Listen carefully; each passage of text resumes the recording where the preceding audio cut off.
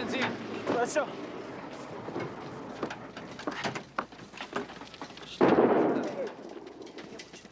Девочка, что ты делаешь здесь? Красивая. Девочка, Бить, бичку, вас не вяло.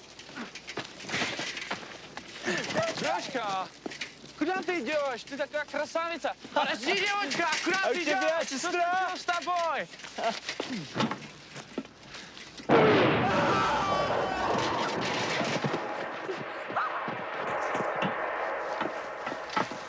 Пойдем.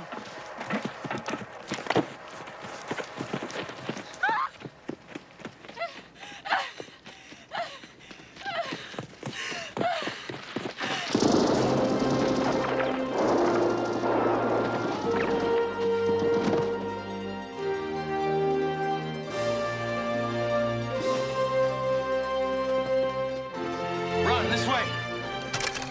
I was going to say, though, I actually liked this week there because it was quiet. And I also liked it in the rain. You know, it cut down on the traffic and the noise, and you could actually think. Though I'll tell you, I remember I was just telling Mark Marshall a story about sitting outside there. And I was reading the book Easy Riders, Raging Bulls, one of the all-time great movie-making books, though everyone mentioned in it has told me that I've talked to, that's alive, that I've talked to about the book, has told me they've hated it. And they hate it, including my old boss, John Milius. He couldn't stand it. In fact, I found a new copy that somebody sent his office, I think because they thought he would be like enamored by it or something. And he told me to take it out and go shred it. And I kept it thinking, oh, this is going to be great. I'm going to read this. And he caught me reading it outside the Starbucks there. And I've never been so ashamed. He's like, he walked by and I was like, he never walked by there. Some people love to see their name in print. So, so to send the book up there, you know, it was probably along those lines. Oh, John's mentioned in here. Maybe he'll want to keep it. I have to tell you, in no way am I bragging, except that I guess I am. But I'm in several books, and I have copies of every single one of them that I'm aware of. You know, I want to get. You know, it's funny. I want to get to these books in a minute, but the thing I think with John was he always said he told me he sounded like a fascist when he was quoted, which he did sound like. I agree with him. That. I can see he wasn't, but I can see how he would appear that way because this guy, I mean, he was like the motorcycle gang member guy, you know, at the studio sort of thing, but not that you have to exaggerate to sort of make the point. I mean, because John was out there. I mean, he was all out and out there somewhere, you know?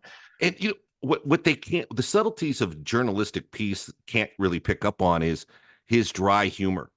So a lot of times he would say things because he thought it was funny or thought it would rile the journalist up, and he didn't really feel that way. He just wanted to see if he gets some reaction, you know.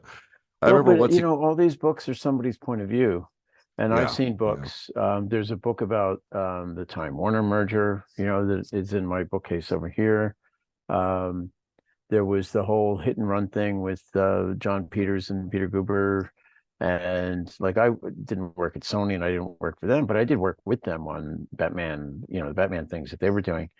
And everything is perception, you know, and it's like you read this stuff and it's all printed as gospel. And because some kid is going to pick it up in a library in 10 years, you know, to do his high school paper. It's gospel because it's been in this book. But everybody has a different point of view on what happened at these events. And what happened is it, you know, to some of these things, Mark Canton has a different view than I do. Right. You know, and you know, it's all point of view stuff. There is something to what you're saying though. Like when it does appear in text, like people swear that's the way it went down. And I get into those arguments all the time with people who tell me about things I was in the room for. Oh, that's not the way it happened. It went this way. I'm like, well, I don't know. I mean, I don't know how that got paraphrased or the game of telephone took you to that point of view. But different things. We pick up different things from meetings. Your road to redemption is paved with tombstones. No quarter, kill all masters. Good and a Quarter, KillAllMasters.com. Rated R.